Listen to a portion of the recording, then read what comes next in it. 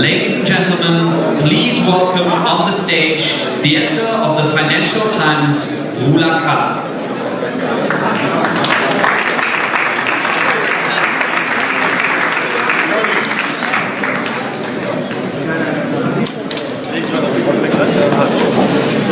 And we can welcome Indian Minister of Foreign Affairs Jaishankar and German Minister.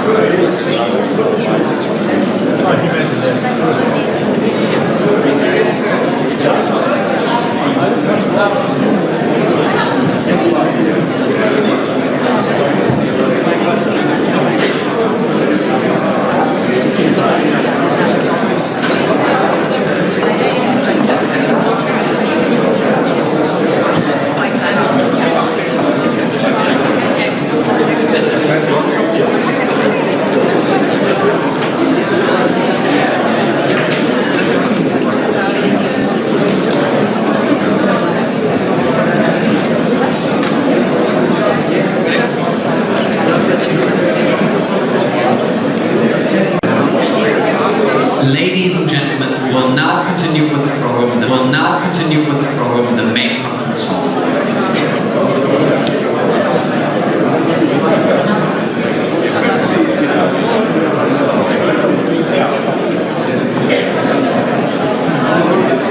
Ladies and gentlemen, please welcome on the stage the editor of the Financial Times, Rula Khalaf.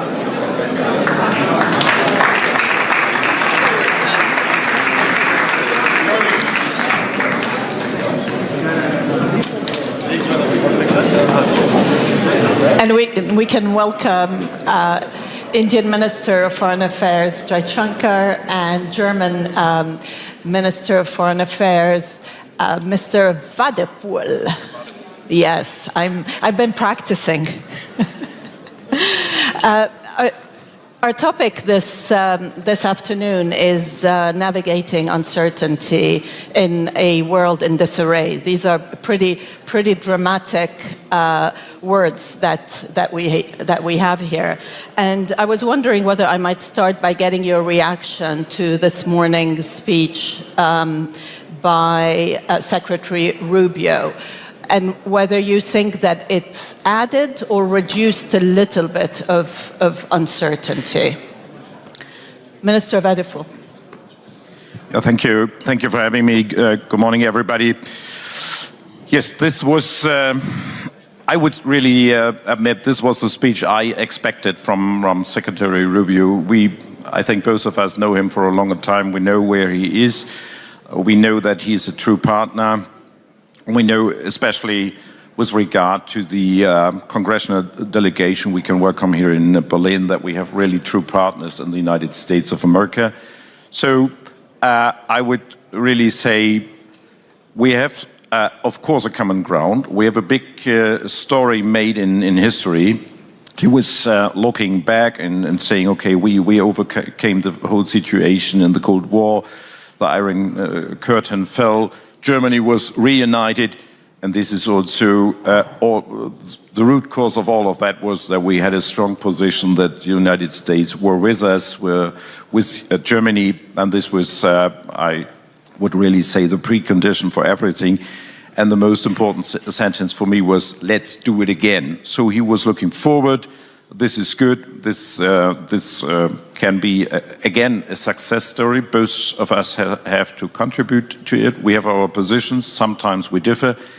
But I would also say, if we talk about uncertainties, besides this, for Germany and for Europe, it's absolutely clear. We need new global partners. As I'm sitting here next to my friend Jaish, I would say India is one of the most important partners for Germany. We will come to it later on, I assume, but this is absolutely clear. Europe has really actively to seek for new global partners who share our values, firstly, and of course who share our interests. And as far as I see, there's really a readiness. There are a lot of countries interested in having kind of partnership with that, not a concrete alliance as NATO is, but also a partnership. So this is what we are striving for. I want to come back to that point, but let me get your reaction first, Minister, Well, what you heard this morning. yes, to be fair, I was just coming in. I was just landing in at that time. I listened to parts of that speech. That is a very diplomatic answer. No, but it happens to be true.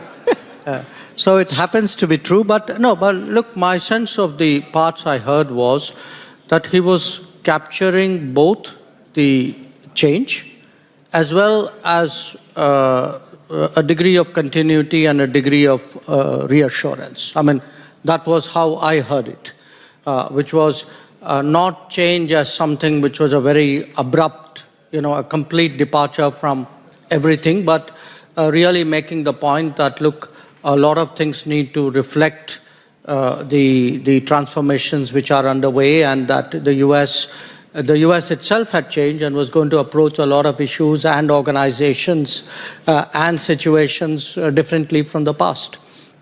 So I mean, to me, there was both sides of it, the continuity side and the change side. And frankly, in many ways, I think, as Johan said, it conforms to what I've heard from Secretary Rubio over the last year.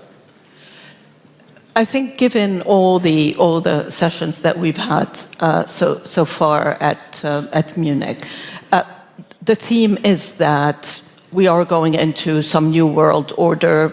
I wonder whether you could both define it a little bit for me, but also, how do you navigate it, Minister van der Poel?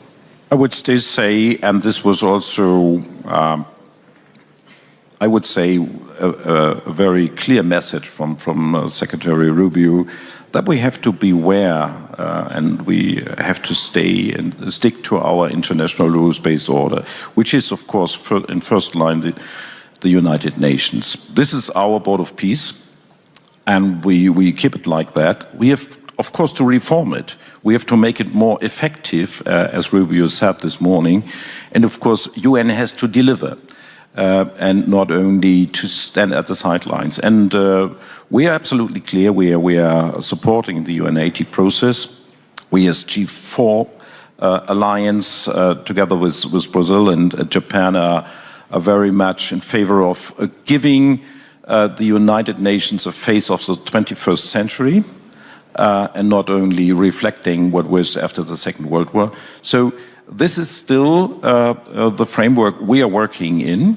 And of course, as I said before, besides these clear alliances we do have, we are a member of the European Union, we are a member of NATO, we are looking for global partners with whom we want to work more concretely, more effective, more closely together. And India is a very best example for that. And so that was a deeper reason that Germany was very, very active in bringing the free trade agreement to a success. So this must be music to your ears, but then you've been hearing for many, many years that there has to be a reform of the UN, and particularly a reform of the UN Security Council. Do you think that that is a more viable or a more likely outcome? I think it's a more urgent outcome, urgently needed outcome. But I'd like to kind of walk back a little bit to your question to Johan. Look, all said and done, we've had an order, we still have an order. It's messy, it's imperfect, it has a lot of room for betterment, but it's still there, and we've seen that change happening. I mean, at one level, some parts of it have been very gradual and progressive, but the last 5 years, there have been a series of shocks which have accelerated that. I think COVID was a shock, the conflict in Ukraine was a shock, what's happening in the Middle East was a shock. So, even in Europe, some years ago, Brexit was a shock. And now the change in the stance of the United States, I think, as the most powerful country, and the rise of China and the impact that it's had on international systems and practices.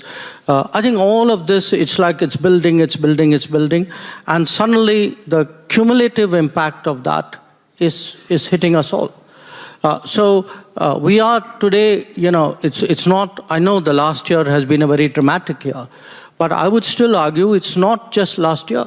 It's really been building over the last decade, particularly over the last 5 years.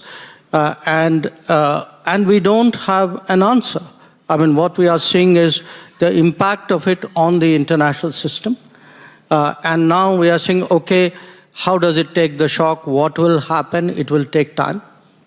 But to the extent I can give you a kind of an analytical concept to deal with it, I would say, its world is heading towards greater multipolarity, that there will be many more independent or autonomous centers of decision making.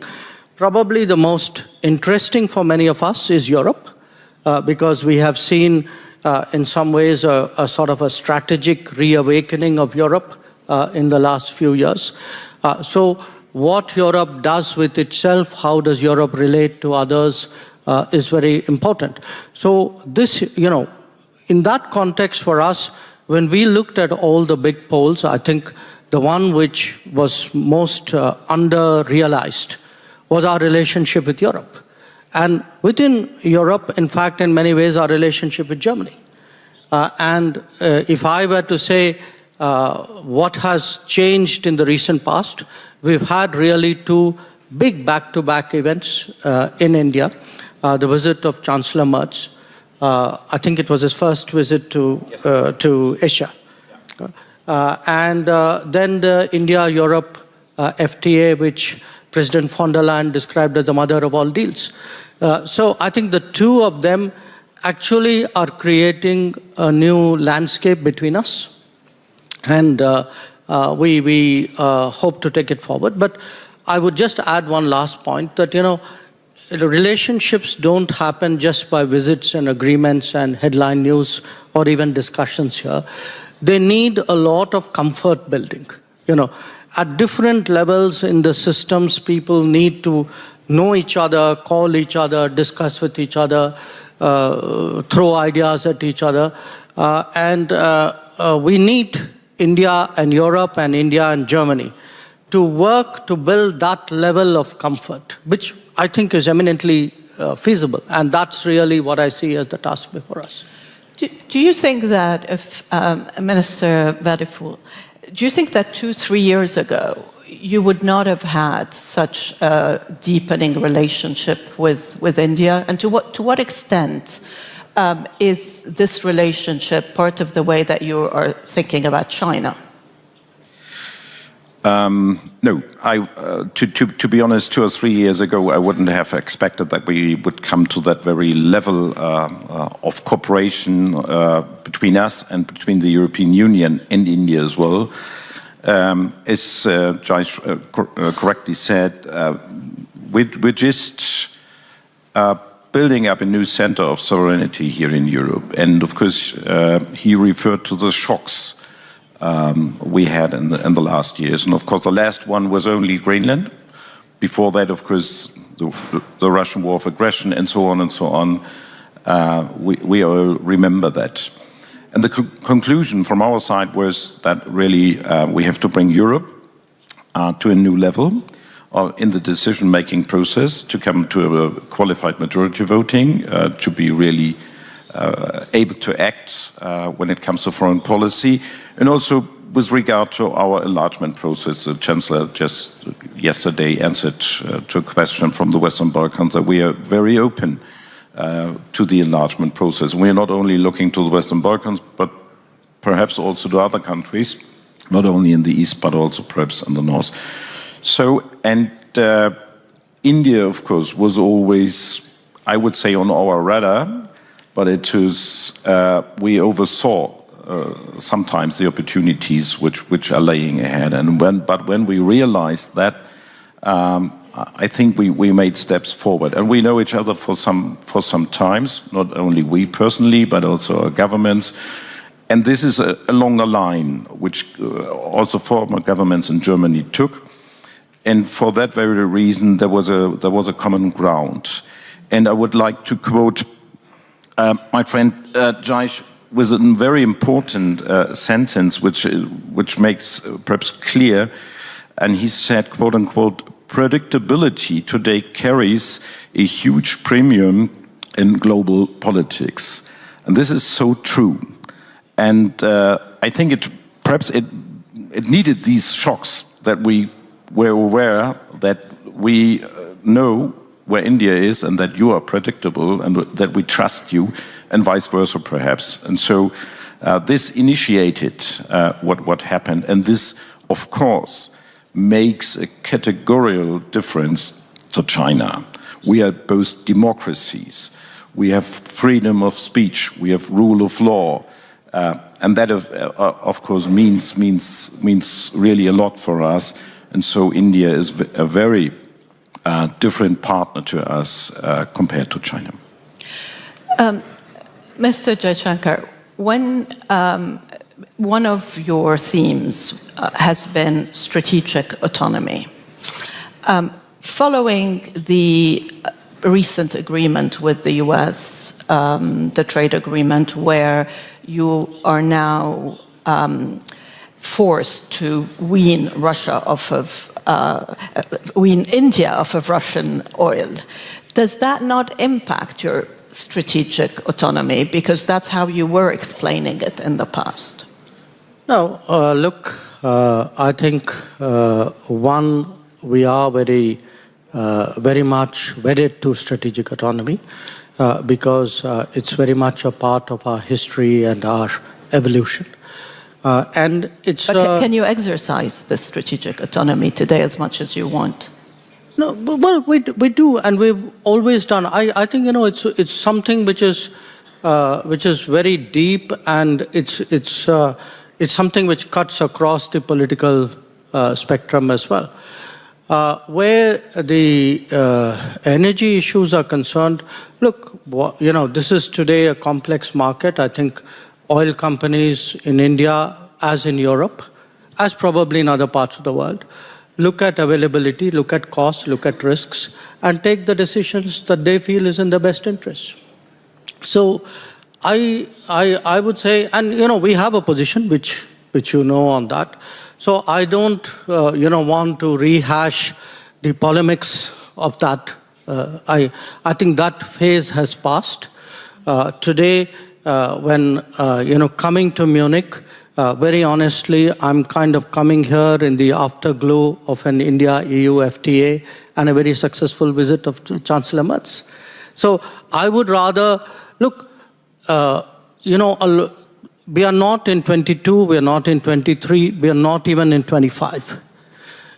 So many things are changing, and so many of us are doing our calculations and recalculations. It's important for us to say, what are the touch points, what are the common grounds, where is it we can strengthen each other? We would not, we talk to each other quite often. We would not necessarily agree on everything, but I do believe that by doing that, and if there is an inclination to find common ground and overlaps, that would happen. But if the bottom line of your question is, would I remain independent-minded and make my decisions, and would I make choices which sometimes may not agree with your thinking or his thinking or somebody else's thinking out there? Yes, it can happen. This is a question for both of you. Is this new world order that's emerging one in which there are coalitions that get formed for specific issues, whether sometimes it works for trade, sometimes, and this is the sort of the Mark Carney view of the future? I would say yes. Coalition is perhaps a good phrase, not alliances, but specific coalitions. And of course, that includes this is not only for one sector. You cannot have a coalition only orientated perhaps on the economic sector if you have not a common understanding, a basic understanding on other sectors as well. So we are also cooperating on the defense sector very closely. We are cooperating when it comes to build resilience against climate change. We are cooperating when it comes to defending democracies and all these international rules-based standards and so on. So this is, I would say, a new world, a good new world is ahead, is achievable. Of course, we have to strengthen our efforts. The EU has to be to become capable to be effective on the world stage. We're working on that, as I just said. But for Germany, it's absolutely clear that we are looking beyond Europe and not only over the Atlantic Ocean to the west. Where are our partners? Where are possible partners on other continents? And we are finding them. This is the fortunate situation we're in. This has often been India's strategy. Yes. I mean, I obviously, like most of us in the room, followed Prime Minister Carney's speech in Davos with a lot of attention. But bear in mind, Carney is speaking as the Prime Minister of an alliance country, of a treaty partner. And for a treaty partner, in a way, this is new ground that he's breaking. Whereas for a country like India, which never went into that kind of, treaty-based relationships or alliances, we've been in that frame of mind for a long time. I mean, that is part of the strategic autonomy thinking, which belief that I spoke to you about. So if you look at it, we have Quad, which is with the US, Japan, Australia, very important in the Indo-Pacific. We've had BRICS, originally with Brazil, Russia, China, then South Africa, now 5 more are added on. We have a number, if I actually count them, I think we have probably more than 20 of these trilateral or more than trilateral combinations. In fact, we just did one with Canada, with Mr. Carney, India, Australia, and Canada. You're deepening your relationship with Brazil as well, aren't you? Yes, indeed. We have one with India, Brazil, South Africa. So we are as 3 developing democratic countries. So for us, this kind of coalition or working groups, call it what you would, but essentially an effective, practical, agenda-based coming together of countries on a regular basis. This has been very much the hallmark of Indian diplomacy now for about 2 decades. I'm going to open it up for a question after this one for Minister Vadeful. What do you think of a world made up of spheres of influence? And what is your sphere? Yeah, of course, our sphere is of course Europe, but I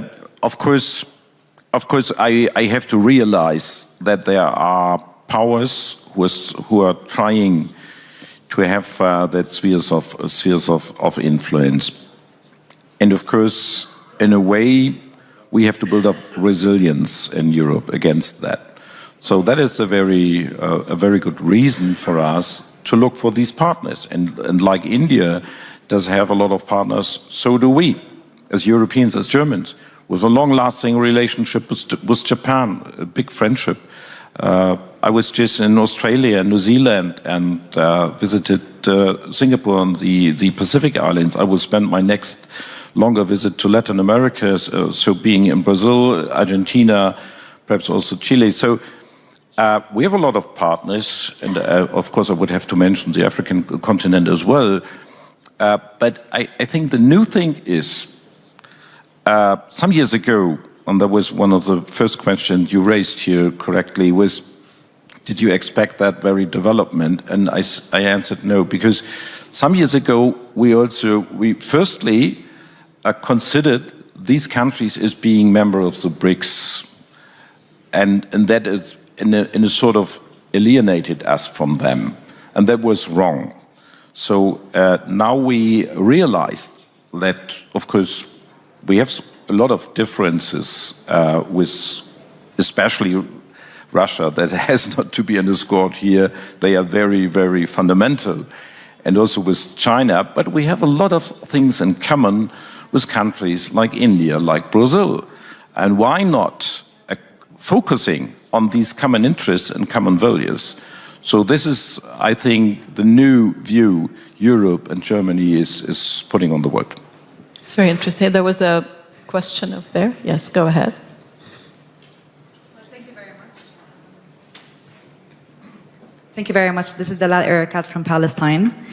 I want to touch upon the India, Middle East, Europe Economic Corridor, the IMEC, which we did not hear today. It is framed as a platform for connectivity, stability, and shared prosperity.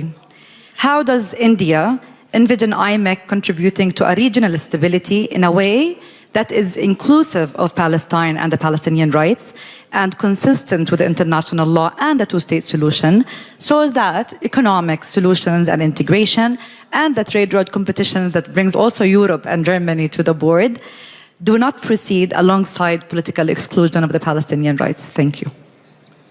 Well, you know, we have a long-standing position on Palestine, which you're familiar with.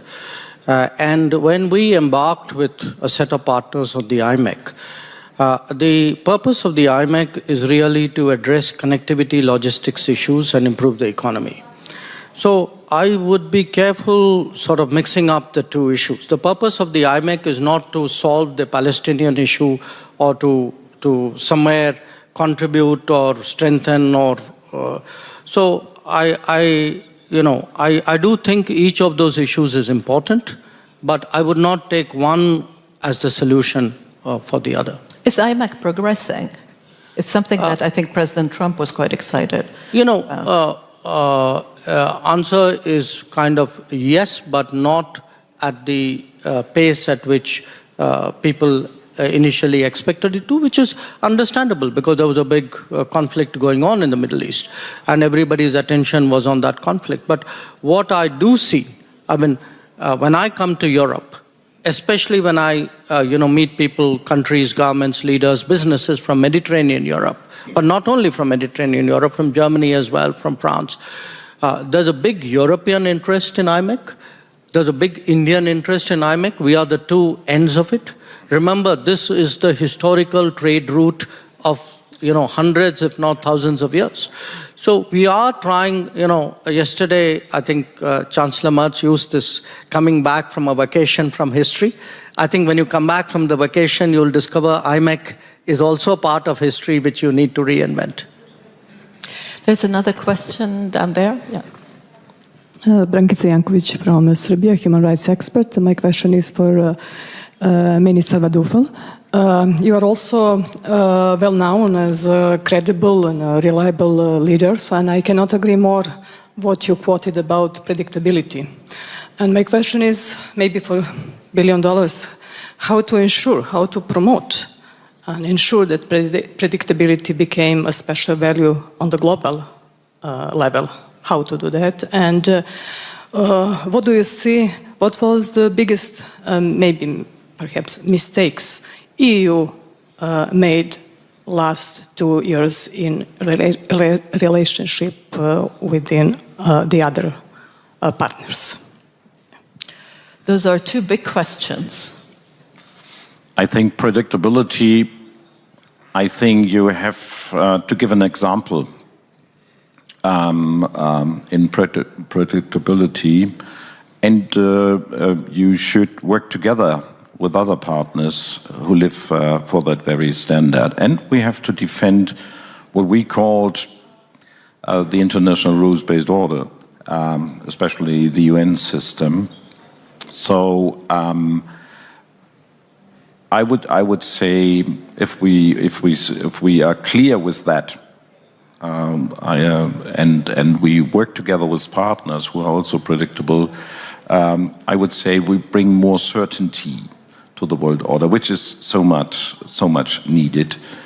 And also we should address if this was violated.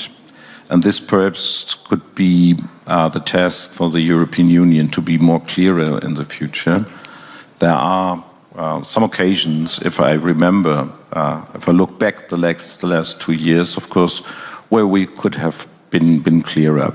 A good example, perhaps put it this way, was our reaction on, of course, the Greenland issue in the last few weeks, where Europe was absolutely clear where we are, and the Chancellor just reiterated it yesterday, that we are, of course, defending the sovereignty of the Kingdom of Denmark and of Greenland, as we were defending and are defending the sovereignty of Ukraine. So this, we cannot be divided on these issues, but we have to be clear and we have to be sustainable on these questions. I think we can take one last question. Sorry, it's the gentleman at the back. Sorry.